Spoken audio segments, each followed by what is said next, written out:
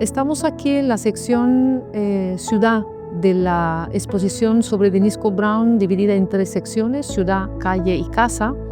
Y empezamos con la sección Ciudad, dedicada básicamente a la ciudad de Filadelfia,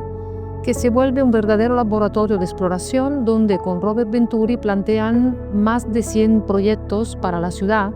con distintas escalas, envergaduras y problemáticas a afrontar. Cuando ella llega a Filadelfia, estamos a finales de los años 50, en 1958, y de hecho aquí a nuestra espalda vemos unos dibujos de Louis Kahn y de Edmund Bacon, que en este momento planteaban una reflexión importante sobre el centro histórico de la ciudad, con problemáticas muy contemporáneas como la teatralización del centro, la problemática de una ciudad más habitable,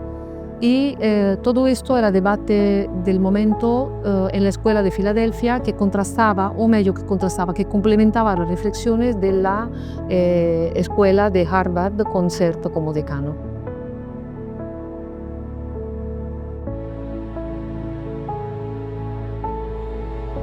Aquí en esta sección se presentan varios proyectos. Probablemente uno de los más destacados es el proyecto para la South Street, que es un encargo que reciben en paralelo al desarrollo del proyecto del estudio de Learning from Las Vegas, y que plantea toda una serie de cuestiones sobre la ciudad contemporánea, sobre el activismo, sobre la manera de interpretar y analizar la ciudad bajo una serie de criterios que incorporaban la lectura de la sociedad, la lectura del entorno. De hecho, hay un plano en la exposición muy importante donde se habla de la estructura de la comunidad como análisis específico que hace Denise Cole-Brown y Robert Venturi para poder saber cómo intervenir en ella. Entramos, por lo tanto, en uno de los temas fundamentales de su visión, que es el mirar sin prejuicio, aprender de la ciudad y situarse para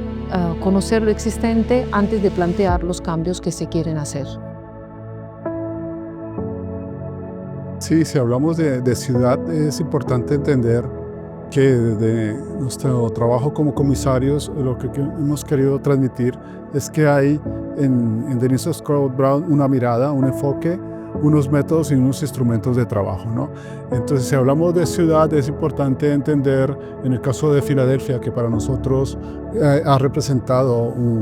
el momento en que Denise puede plasmar muchas de sus ideas, pues es precisamente ahí donde hay el interés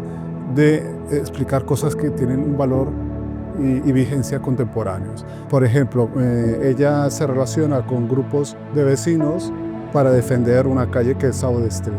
Es una idea que la conecta con el activismo y con la defensa de los barrios para hacer propuestas urbanísticas que pongan en valor elementos de identidad cultural que, además de ser en un contexto cargado con una serie de problemáticas de discriminación racial y demás, termina siendo un proyecto de urbanismo, ¿no? Y un último tema sobre Filadelfia es la importancia del campus de Pensilvania, donde ella trabajó con Robert Venturi, donde hicieron una decena de proyectos, desde remodelación de edificios, reformas interiores y mejora de espacio público, y también se presentan una serie de imágenes que hablan de la importancia del campus como espacio de la ciudad.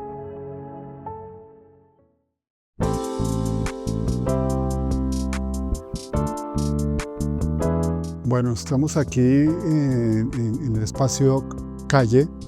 que es el espacio central de la exposición,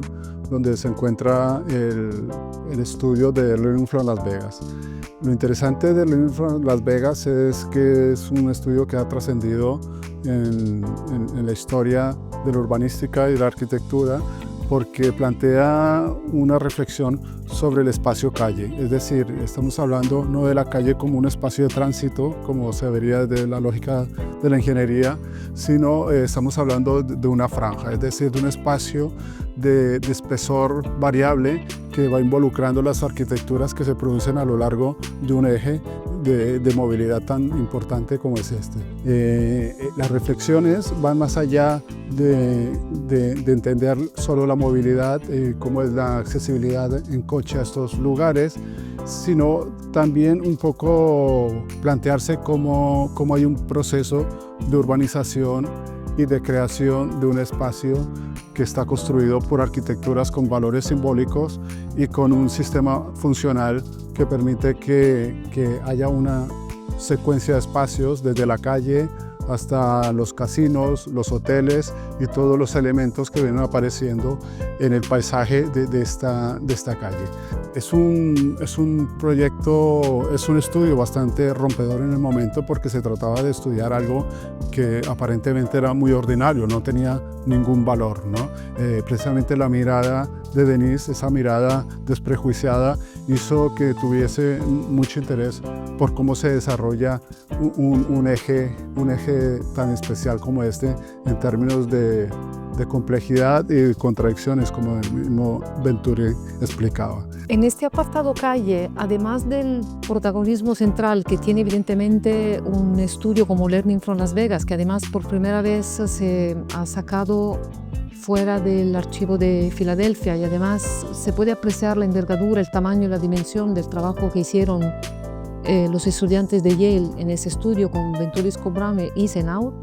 Hay otro concepto relativo a la calle que quisiéramos enfatizar, que es la idea de la calle como strip, ¿no? El strip de Las Vegas, pero también se incorporan otros elementos, otro material que habla también de una idea muy importante, que es la calle como palincesto, y también que en el fondo conecta muy bien con Las Vegas, con esta idea de elementos superpuestos que crean una nueva narrativa en la calle y que no son precisamente arquitectura, pero para ello lo son, porque las señales y todos los elementos de Las Vegas acaban siendo determinantes para definir la arquitectura de esta calle. Hemos incorporado material para expresar la idea de la calle en la arquitectura. Proyectos como el de la ampliación de la National Gallery en Londres, o también del Museo del Fútbol Americano en New Jersey, un concurso que no ganaron, pero que la representación de este proyecto tuvo mucha repercusión. O también proyectos para el centro de Filadelfia, expresan toda una idea que compartían mucho Venturi y Scott-Brown, pero que sobre todo Denise Scott-Brown enfatizaba, que era la idea de la arquitectura pensada desde afuera para adentro, y que por lo tanto toda la idea del contexto, del entorno y de las determinantes de la ciudad tenían también que converger en la arquitectura. Y esto en ese sentido lo expresa muy bien estos proyectos que hemos seleccionado, como muchos otros, donde a veces hay la sensación, cuando se está dentro de los proyectos, de vivir como una vida urbana, como si estuviéramos en la ciudad. Y creo que eso es uno de los grandes aportes también de su mirada a la ciudad contemporánea y que hoy en día sigue siendo muy vigente. Un tema también, una pieza fundamental de esa sección, que en el fondo se ha usado también como lema para un poco para hablar de la exposición en general, es una imagen donde hay el plano Nolli de Roma con una imagen de Las Vegas encima, que parece como la asociación muy provocadora de algo muy clásico como el tejido de la ciudad histórica de Roma, donde se expresan en el plano Nolli los espacios colectivos, frente a las señales y a los elementos aparentemente desordenados y sin sentido de Las Vegas, porque para ellos son dos formas de ver la ciudad, en un caso histórica y en otro caso la ciudad contemporánea, destacando su lectura sobre el espacio colectivo y sobre la manera de leer como una conexión de espacios interiores y exteriores en Roma, pero también un orden superpuesto al desorden aparente de la ciudad de Las Vegas. De hecho, Denise Scott-Brown siempre dice: yo necesito estructura en mi vida, ¿no? Necesito orden, estructura, y por esto también habla de patrones, habla de toda una serie de conexiones, de linkage, de relaciones aparentemente invisibles que pero determinan una nueva forma de leer la ciudad a través de la calle. Bueno, aquí en esta tercera sección que hemos llamado Casa, hay toda una serie de reflexiones ya sobre el mundo doméstico, ¿no? O cómo lo enfocan. Durante todo el recorrido de la exposición hemos podido ver sillas y objetos de la casa de Denise Scott-Brown que hemos distribuido en todas las secciones, también para dar esta idea de la calle, de la ciudad, la calle y la casa como tres espacios que están constantemente interconectados. Cuando Venturi y Scott-Brown trabajaron en Yale con el encargo como profesores para dirigir los estudios, hicieron un primero en Nueva York que no tuvo mucha repercusión, Después Learning from Las Vegas, que se volvió una gran revolución en la manera de enfrentarse a la arquitectura. Y después Learning from Levittown, la problemática es sobre la ciudad del suburbio. Levittown viene del nombre del señor Levitt, que fue un gran promotor inmobiliario norteamericano. Se decía que una de cada 6 casas en aquella época las construía el señor Levitt. Y Levittown fue uno de los suburbios que ellos estudiaron, que estaba cerca de New Jersey, donde ellos vieron que la gente, a pesar de la aparente repetición y de casas que no tenían mucha calidad, ellos se apropiaban de ella y que por lo tanto transformaban, así como pasaba en Las Vegas, en la arquitectura como una forma de comunicación.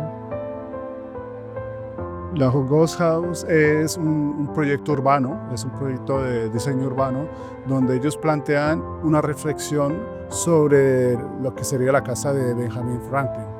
Y entonces, para rendir homenaje a Benjamin Franklin, lo que hacen es construir una casa que es una escultura. Entonces, delinean los límites de la arquitectura de esta casa para hacer un homenaje a esa casa, pero es una casa vacía, ¿no? Es una casa metafórica que encuadra con todas estas discusiones que hablábamos antes, ¿no? de la facilidad que ellos tienen de trabajar con lo simbólico, con las lógicas del pop, pero también con esta idea un poco de la ironía aplicada a la reflexión, a una reflexión seria sobre la ciudad y la arquitectura. Y entonces plantean un diseño urbano donde este elemento escultórico es el que domina en ese espacio, que es un espacio de conmemoración en torno a la figura de Benjamin Franklin.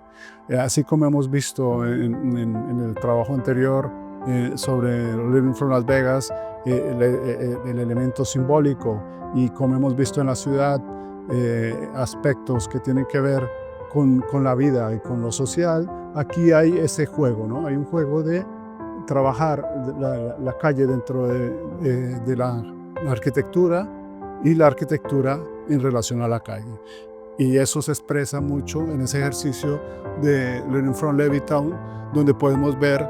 cómo estudian cuáles son los elementos que usa la gente cuando se apropia del jardín de sus casas para proyectar una imagen y hacer que esos barrios de arquitecturas repetidas pues encuentren una variedad y una personalización y una identidad, que es ese gran tema que ellos trabajan, ¿no? La importancia de la comunicación en arquitectura. Para un poco dar una serie de puntos clave, ¿no?, de todo el aprendizaje de Denise Brown, es seguramente el viaje como espacio de aprendizaje. Por otro lado, la idea de la mirada sin prejuicio, ¿no?, de la que aprende de Las Vegas. La idea de la socioplástica que aprendió en Londres, o sea, de que la arquitectura tiene que ser aprendida desde la lógica del espacio físico, pero también desde la lógica de lo social. Y también esta idea que ella plasma en sus años de profesora en Pensilvania, de las 3 Fs, ¿no? Forma, función y fuerzas, que fue el nombre que ella dio a su curso de proyectación que tenía en Filadelfia, donde al lado de las 2 famosas Fs, forma y función, ¿no?, con la cual definimos la arquitectura, introdujo el concepto de fuerza, entendida como las fuerzas ambientales, las fuerzas económicas, las fuerzas sociales, o sea, toda una serie de elementos dinámicos que de alguna manera también colaboran a dar forma y función a la arquitectura, pero no son tan visibles y son mucho más intangibles. Una de las cosas que también se concluyen con la exposición es que hay una mirada muy concreta de Denise respecto a la arquitectura, la calle y la ciudad, en su sentido de que ella quiere indagar e investigar sobre esos espacios y estancias de la vida urbana para encontrar su estructura. De ahí que sea importante que todo esto que hemos hablado antes, de la lógica de los sistemas, de la lógica de la localización de señales, de la idea de tejer con cosas que a lo mejor no son además de física, son también relaciones sociales o ambientales, o estas otras fuerzas que comentaba antes María Pía, es importante entender que ese es el gran reto de ella, ¿no? Ella se sirve de los patrones, de las pistas que le dan las señales para tratar de entender ese entramado de relaciones que se produce en la ciudad, en la calle y en la casa, ¿no?